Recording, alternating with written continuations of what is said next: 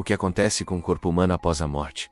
Uma jornada biológica detalhada. A morte é um fenômeno inevitável para todos os seres vivos. No caso do ser humano, ela marca o fim das funções biológicas essenciais. Mas, curiosamente, o corpo continua passando por diversas transformações, mesmo após o coração parar de bater. Essas mudanças podem ser divididas em diferentes etapas, cada uma com suas particularidades, tanto do ponto de vista científico quanto cultural: a morte clínica e a morte biológica.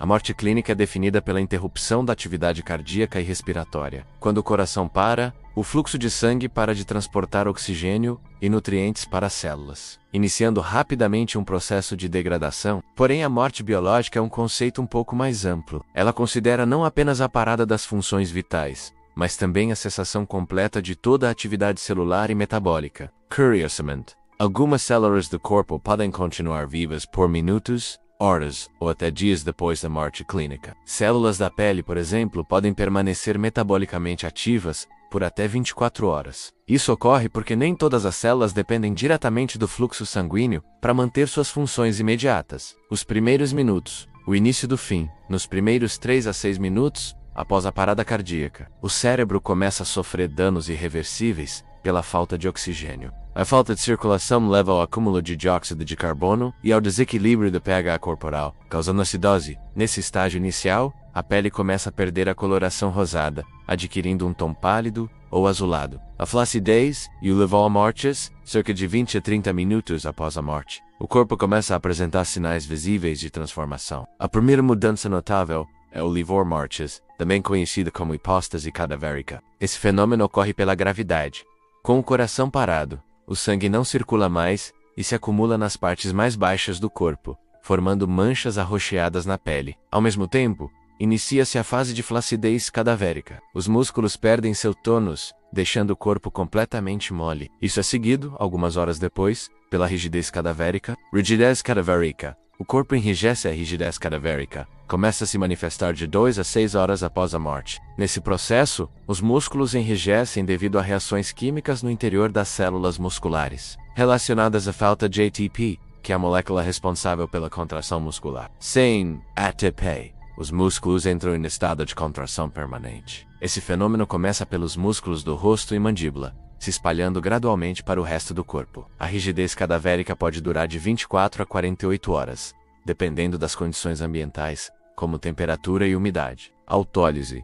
O corpo começa a se autodestruir enquanto os processos iniciais acontecem. Outra etapa silenciosa, mas crucial, já está em andamento. A autólise. Autólise significa literalmente autodigestão. As próprias enzimas presentes dentro das células começam a romper as membranas celulares, destruindo os tecidos a partir de dentro. Isso ocorre principalmente nos órgãos mais ricos em enzimas, como o fígado, pâncreas e intestinos. Essa degradação interna é o primeiro passo para o processo mais conhecido como decomposição. Putrefação.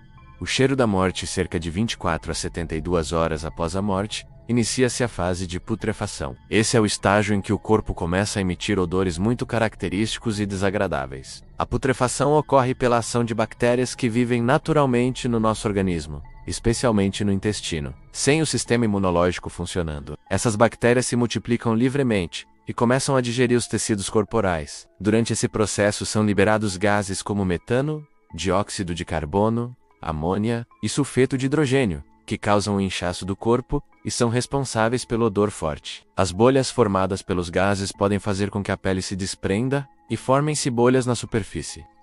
A pressão interna causada pelos gases pode fazer com que fluidos corporais sejam expelidos pelas vias naturais. Insetos e decompositores entram em cena a partir de algumas horas até dias após a morte. Os insetos, principalmente moscas, começam a interagir com o corpo. As moscas varejeiras depositam ovos que rapidamente se transformam em larvas, responsáveis por consumir boa parte dos tecidos moles. Esse processo é tão confiável em termos de tempo, que é usado na medicina forense para estimar o tempo de morte, por meio da entomologia forense. A velocidade desse processo depende de fatores ambientais, como clima, temperatura e presença de predadores. Esqueletização. Apenas os ossos permanecem após algumas semanas a meses. Dependendo do ambiente, os tecidos moles do corpo já terão sido completamente consumidos por micro-organismos, insetos e condições ambientais. O corpo entra então na fase de esqueletização. Nessa fase, os ossos podem permanecer intactos por décadas ou até séculos, especialmente em condições de solo seco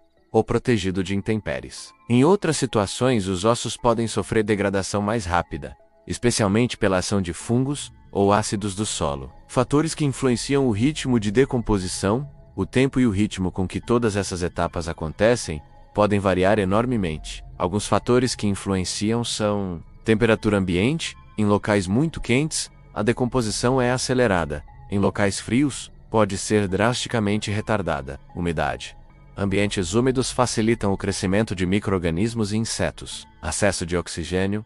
Corpos enterrados ou submersos podem se decompor em ritmos diferentes. Causa da morte. Doenças infecciosas podem acelerar certos processos. Múmias naturais e conservação do corpo. Em situações especiais, o processo de decomposição pode ser interrompido ou retardado, formando o que chamamos de múmias naturais. Ambientes extremamente secos, frios ou com ausência de oxigênio podem conservar corpos humanos por centenas ou milhares de anos. Exemplos famosos incluem as múmias do deserto do Atacama, no Chile, e os corpos congelados encontrados em geleiras. Nessas condições, até mesmo órgãos internos e pele podem permanecer relativamente preservados. Considerações culturais e científicas. Diversas culturas desenvolveram rituais e técnicas para lidar com o corpo após a morte, desde cremação até embalsamamento. O estudo científico desse processo não é apenas uma curiosidade biológica, mas também fundamental em áreas como medicina legal, arqueologia e antropologia. A compreensão detalhada dessas etapas ajuda não só a resolver crimes, mas também a entender práticas antigas e a estudar a evolução dos seres humanos e de suas sociedades. O que acontece com o corpo humano após a morte é uma sequência fascinante de eventos biológicos e químicos, que seguem um roteiro previsível, mas ao mesmo tempo altamente influenciado pelo ambiente e pelas condições do organismo. Desde os primeiros minutos até os últimos vestígios ósseos, essa jornada revela não apenas o fim da vida, mas também a persistência da biologia mesmo, na ausência de consciência ou de funções vitais. Esse processo, embora muitas vezes associado ao medo ou ao tabu, é parte natural do ciclo da vida e essencial para a renovação dos ecossistemas, onde os restos de um organismo servem de alimento e base para outros seres vivos. Em última análise, a morte biológica do corpo humano nos conecta de maneira profunda e inevitável à teia da vida na Terra. Se curtiu, já sabe, né? Deixa o like, se inscreve e ativa o sininho. Bora crescer juntos! Valeu e até o próximo!